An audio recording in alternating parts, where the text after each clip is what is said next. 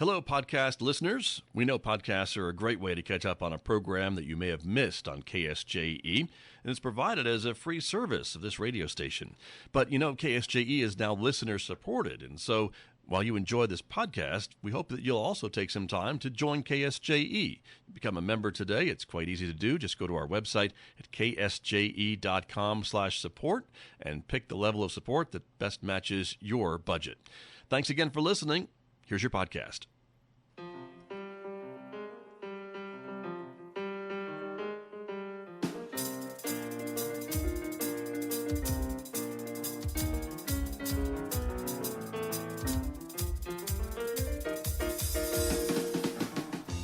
10 minutes past 8 o'clock. It is Wednesday morning, the 9th day of February, 2022. Good morning, everyone. I'm Scott Michlin. Thanks for tuning in to KSJE 90.9 FM over the air, of course, here in San Juan County, New Mexico, streaming everywhere on the planet from KSJE.com. And we welcome our viewers who are watching this visual radio program. The video is streaming out live this morning to the KSJE Facebook page, our YouTube channel, and our Twitter account. We are glad that you are with us, everybody. Good morning, and thank you for being here. Coming up in the next few moments, my guest this morning from San Juan Regional Medical Center. We're going to be talking about ways to fight off depression during these dark days of winter. That and more coming up in the next few moments right here on KSJE. And then later on this hour, Ron Price will be returning for his weekly visit with me about life in the sandbox. This morning, Ron is talking about the double reverse. We'll hear more about that coming up today at 8:50 on KSJE. Next hour, it's Roving with the Arts, our classical music program. Mick Hess is featuring music today from Anton Bruckner. Bruckner's Symphony No. 5 on the program today, a special 90-minute version, because that will take us to 10:30 and our local and regional author program right on Four Corners. And Tracy Hales-Vass is speaking with author Manuel Gonzalez today. He is one of the poet laureates for the city of Albuquerque. He'll be sharing some of his poems and musings on the program today at 10:30 right here on KSJE. Don't forget, of course, we invite you to connect with us on our Instagram page in addition to Facebook and YouTube and Twitter. And if you're a podcast person, you can subscribe for free to KSJE Podcasts wherever you listen to podcasts. So check those out as well. Outside our studios this morning, it is a partly sunny morning in Farmington at the moment, 21 degrees. We are expecting a mostly sunny day today with some increasing clouds this afternoon. 53 degrees for a high today, 21 and clearing overnight, sunny and 54 tomorrow. Take a look at Friday with a high near 60 degrees, 58 and sunshine on Friday, partly sunny and 54 on Saturday, 57 on Sunday, and we might hit 60 by Monday with sunny skies and overnight lows again in the mid to lower 20s. Well, let me introduce my guests who are here with me this morning, as I mentioned, from San Juan Regional Medical Center. We welcome back to the KSJE microphone. Chaplain Linda Stetter is here from the hospital. Good morning. Thank you for coming in. Good to have you back. Thank you. Thank you for being here, and Happy New Year. You too. Right. Thank you very much. Tammy Cagle is also here. She is a licensed clinical social worker at San Juan Regional Medical Center. Good morning to you. Good morning. Welcome back to you as well. Thank you. And Happy New Year to you. You too. Thank you very much. Thank you both for coming in to talk with me a little bit about depression. And just here we are in February. And as we were talking before we came on the air this morning, the days are still kind of short, and Christmas is over, and bills are due, and COVID continues, and all these things that just pile on and pile on and pile on. And February can be a pretty tough month for folks, right? And that's no secret to you both, I know. Right. You're dealing with it all the time. That's right, Scott. So what we want to do today is provide a little self-awareness for everybody in our community, because the fact is traumatic stress, and I think everybody's had their share of that from COVID and the cold weather and other things that have happened. Traumatic stress and depression and grief can sneak in. They're very subtle, and all of a sudden one day people can wake up and go, I'm really miserable, I feel terrible, what's happened, this is not who I am, how do I help myself? Because it's very subtle. It can sneak in over a period of time, and we'd like to help people understand what that looks like a little bit better and how they can help themselves and help each other through it. Right. And you mentioned that some people can maybe wake up and realize that's happening, but I imagine for some maybe they may not even realize that they are feeling bad and just blah and depressed, and they haven't recognized that it is some type of actual depression maybe that's going on. That's absolutely correct. And that's where our sense of belonging comes in, because as human beings, our biggest need is to know that we belong. We belong in a family. We belong maybe in a class here or a dormitory. We belong in a church congregation. We belong in a profession. We belong places. And that helps our world make sense and gives it order. And when stress comes along, and when things like COVID come along, and when depression comes along, it disconnects us from those things that make sense in our lives. And sometimes it can happen over time, and we're the last people to know it. So we depend on those people who surround us in our community, our church, our profession, our neighborhood, to tell us, to be our best Valentines ever, and to tell us, you know, you might need a little helping hand with this. You might need to look at this because there's something different about you and you're not your usual self, and to do it in a kind and loving way. Right. I think that's a great point. And I think throughout COVID, some of those connections may have been severed. We may have not have wanted them to be severed, but it was just a matter of fact of the situation of the world we were living in and still live in with COVID. If you couldn't go to work, if you couldn't send your kid to school, if you couldn't hang out with your friends, all those usual social connections that revive us and give us that energy and connect us with each other, as you say, didn't happen as often as we're used to the past 2+ years. Right, and we starve. We starve emotionally and spiritually from a lack of those connections. Right. And that can have a big effect on our immune system too. Very true. Tammy Cagle, let me bring you into the conversation too about the work that you do at the hospital, of course, as a licensed clinical social worker, because if somebody is suffering from depression or some other situation, they may find themselves at the hospital, in the hospital, right? Well, absolutely. So let's focus on the person just for a minute, and before they even get into crisis, what that might look like. A lot of, maybe you're, let's look at some differences. So maybe if you're used to sleeping 6 hours a night, and then now all of a sudden you're sleeping only 4 or 3. Maybe you're waking up in the morning and you just don't feel like getting out of bed and getting into the shower. Things like isolating. Maybe you were somebody who went to church, and now all of a sudden you're not going to church or meeting up with a group of friends, even online. If you have a group online, and all of a sudden you just don't feel like interacting even on that level. Maybe you're more irritable with your friends and family or your children. Your depression looks, maybe you're crying a lot and you're feeling helpless and hopeless. Maybe you're not eating anymore, like you used to. So really, trying to identify, I think even the subtle things like sleep, if it's happening that you're not sleeping one or 2 nights in a week, maybe, but if you're seeing more than that in a week that you're not sleeping well, you may want to think about, what's going on with me. Sure. Things like that. So I think it's really important that we do have a little bit of self-monitoring during this time, especially now in February when Christmas is over, it's still cold. Maybe we're still not getting out as much as we should. So those are the types of things that we want to look at before we get into crisis. Right. And I think that's a great piece of advice. And I know you were mentioning church, and maybe people couldn't go to church as much as they would have liked to, but maybe now they can, but there's something they still don't feel like they want to put the effort into going to church, right? And that could be another thing to be watching for, right? Right. Well, other things too, maybe you've been home for quite a while, but you were taking those walks every day. And all of a sudden, you're just not doing those things anymore. So those are the types of things that we really want to pay attention to. And I think also you want to monitor if you have other household members and you notice a little subtle change, like your partner's, not sleeping well, or you see someone not eating, you may want to gently ask them, is everything okay? But I've actually noticed some changes in you. Is there anything I can do? Or, helping them create some self-awareness. Right. And these are things to be aware of year-round, although, as we've said, this month, for whatever reason, tends to be when we sometimes see it more than some of the other months, just for a number of different factors, I suppose, right? But it's really February that this kind of comes into play sometimes. Absolutely. Right? Yeah.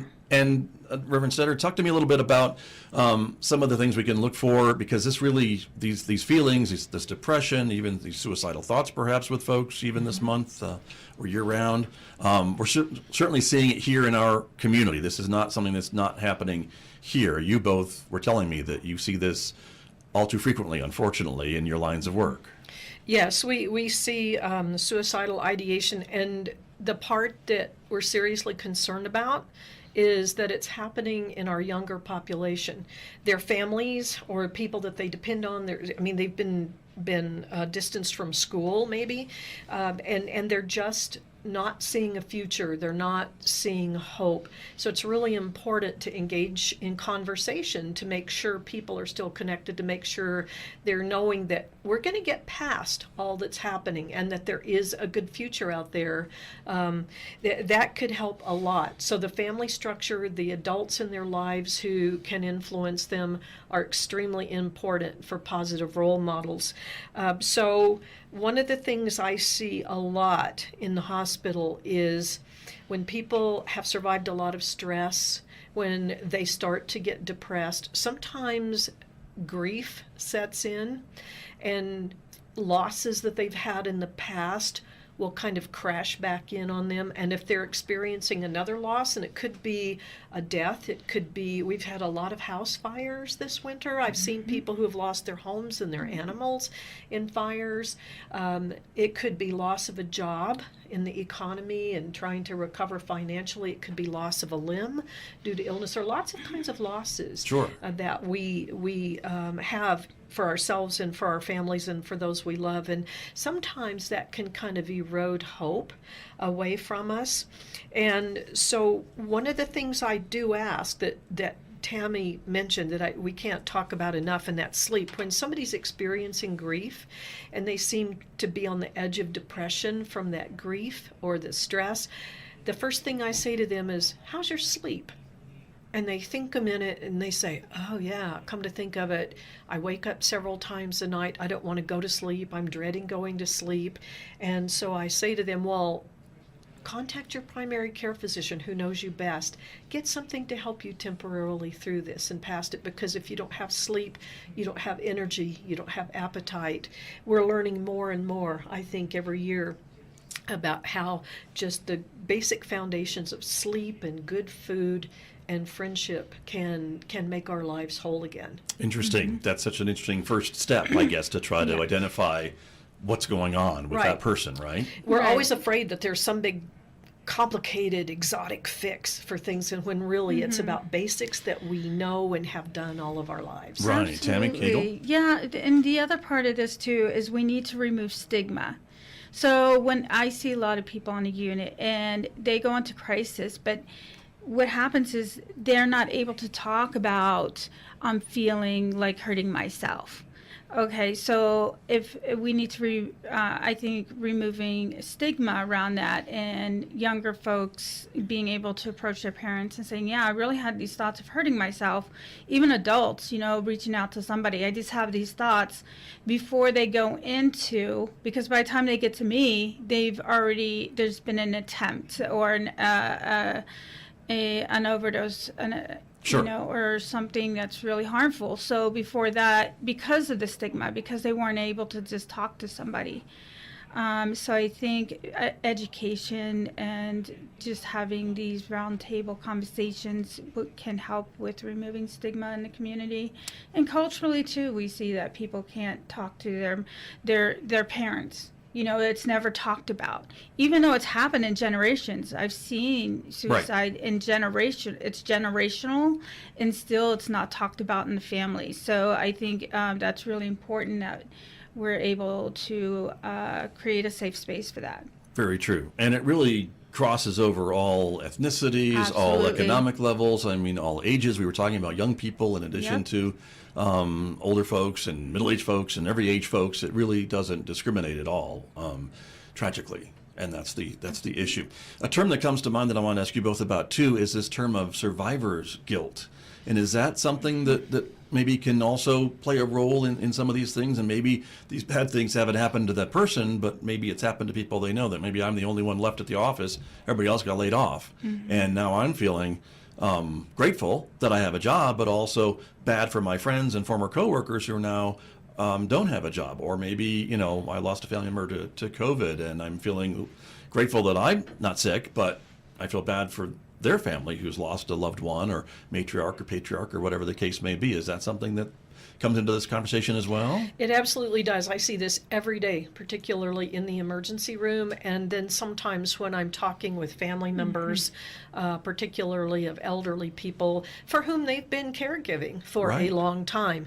What I hear people say is, I feel guilty because I feel like I didn't do enough fast enough. They need to forgive themselves because, after all, we're all human. We do as much as we can, and we can't do more than we can. And nobody, including God, expects us to do more than we are humanly able. But that's a big issue. People get lost in the coulda, woulda, shoulda. only ifs, the famous Ben brothers, coulda, woulda, shoulda been, I call them, and the if onlys and but ifs, and we just can't go down that rabbit hole because it doesn't serve any good purpose except to make us more depressed and make us harsher critics of ourselves. Right, but we do until someone like you tells us we shouldn't do that. And that's the issue. Tammy Cagle, is that something that you run into as well? I From do. folks maybe who aren't dealing with these things maybe themselves. They're still employed, they're still healthy, but they have loved ones or friends who maybe, and they just feel bad about that. Well, what I run into is at the hospital is people that weren't, well, here's an example. Our family, we didn't get vaccinated, and we lost several members. Right, Linda? And then, so they have this guilt because they're watching their loved one dying in front of them. And so, the advice I give them is that we make decisions based on experience and history, what we've learned. And through this, we're still learning about COVID. We're still learning how, about vaccines. So, and the other part of this is radical acceptance, and that's really just saying, okay, this is what happened, and we cannot change what happened in the past at all. Our behaviors, whatever has happened. What can we do to move on from this point? And maybe visiting the idea of getting everybody vaccinated now that this has happened. Maybe that's a decision based on what they know now. Right. So I think it's more about coming together as a community and helping these folks get through what they're getting through. And that could help with survivor's guilt, is having the community come around them. And even like if somebody is the only one left at work, friends and family rally around them, and support that. I think that's, it takes a community. Very true. Go ahead. And what Tammy said is just so incredibly important, because all of this survivor's guilt, all of the grief, all of the traumatic stress, all of the lack of communication and the isolation drains what we call our resilience. So resilience, simply put, is just our ability to bounce back. And when we have so many waves of adversity like we've had in the last year, it's hard to bounce back from everything that's happening. And so the good news is that we have an innate ability to have resilience, to bounce back, and we never lose it, even when we're older. We lose a lot of other things in life, but we don't lose our resilience ability, our capacity.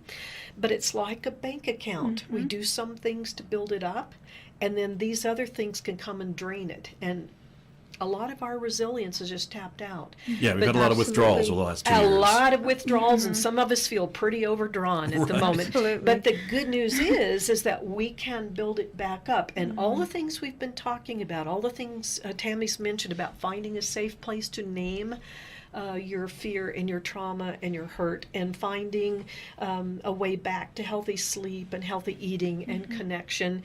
And what she also mentioned a while ago is to find a way to learn from, this is huge, finding a way to learn from and benefit from what has happened, no matter how sad. And I have seen a lot of parents who have lost children to COVID. middle-aged children, it's hard to bury your child. It's Right. the worst. Absolutely. And one of the conversations we have is how you learn from it and what you do to honor the legacy of that person's life. And doing good works will build your resilience balance back like nothing else does.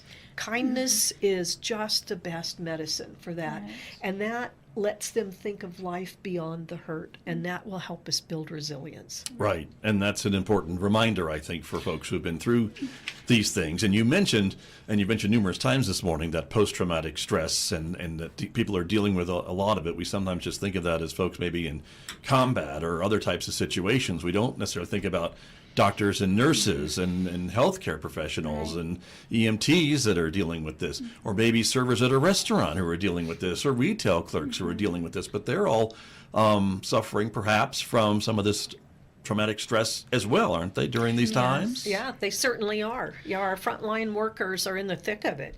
They are teachers, cooks, everybody that's working with the public and even behind the scenes. And what I say is anybody who's suffering from post-traumatic stress, we need to get back to the basics, very basics. We lose part of ourselves somewhat. We don't recognize ourselves sometimes. So getting back to the basics can really help with that. We can start with very simple things such as like self-care. That's something that we do every single day, no matter how we're feeling. Okay, so self-care, it helps with mood regulation. We lose a lot of that with the PTSD. And so, something very simple as taking a 10-minute walk after work every day or in the morning every day. The other thing, journal. Is very basic. Do that 15 minutes a day, but every day. Just journaling, writing down Just how you're writing feeling, down how you're your doing. thoughts, right? So we're creating, even when we're walking, journaling, we're creating this self-awareness that we've had probably lost a little bit of. And people don't even recognize themselves sometimes. They're like, I don't even know who I am anymore. So getting back to the basics, a little bit at a time will really help with that. Very good. Reverend Stetter, what did you want to add to that? Tammy just made me think of something super, super, super important, and that's gratitude. My boss is amazing. She gave us all gratitude journals for New Year's. And every day I write in my gratitude journal, and people, I can tell you from working on the floor, people who can say thank you and feel grateful for something, they heal better, they live longer. There's something about that gratitude that just kind of puts us back together again, and that's easy to do. That's something we all can do. Right. And that reminds me of another term that I don't hear used maybe often enough these days, which I really wish it would be, which is empathy. And is that something too? I think we've kind of lost a little bit of that. This is me talking, not anybody else, over the last couple of years. But empathy towards our fellow human beings, and I just don't see that enough. I'd like to see more of it, I guess, is my point, everybody. So message to you, audience, that we'd like to see more empathy in our communities throughout this period. But is that something too that we can all do better with? I think so. That goes back to what we said earlier about just paying attention and noticing that somebody's having a little bit of a struggle, and having the courage, that's part of empathy, having the courage just to come out and say, hey, you're my friend, I value you, I really want to help you, I'm seeing something. But the opposite has also happened, Scott, and that's empathy fatigue, because a lot of us who started putting groceries on front doorsteps and giving a little more to church so we can, and frontline workers who are Right. trying harder to help people, in some cases our empathy's gotten tired, and we need to give ourselves a little break. So we need a balance of the two. Yeah, there are people that need to step up and exercise their empathy a little bit more, and then there are people who need to say, I don't have to do it all the time, and it's okay to take a little bit of a break. Good point. Very good point. We just have a couple of minutes remaining this morning, both of you, and so I'd like to just leave the audience with some great words of advice or things to watch for here during the rest of this month. We have Valentine's Day coming up, as you mentioned, and I think we can all be a little more loving and understanding with each other these days. But this is a tough month for people, and unfortunately, the numbers don't lie, and February can be rough to get through. So, Tammy Cagle, what would be your words of advice for the folks who are watching and listening to us this morning? don't be so hard on yourself. Take time off if you feel like you're burning out at work or even with your family. Take some time for yourself. And I think most importantly, self-care every single day. Practice self-care, even if it's for 10 or 15 minutes a day. If you see somebody struggling, reach out to that person. And, and I think just, spending a little extra time out in the fresh air. That's always good. Yes. And we're grateful that we live in a place where we can do that mostly year round. So that's important as well. Reverend Stetter, what's your words of advice for us this morning? Well, I think we all know that life can be pretty tough sometimes, and we need to help each other through. That's my big advice. And so if you need to find a safe place to help yourself through and to ask people to help you through, the hospital would love to be your Valentine on this Valentine's Day. We have lots of help. We can connect you to lots of places, and we need to be each other's best Valentines this next week, and connect with people we haven't connected with a while, and reach out and exercise that empathy a little bit, and just do random acts of kindness. That's always good. It doesn't have to be February, maybe for that. That's year right. round. There That's you right. are.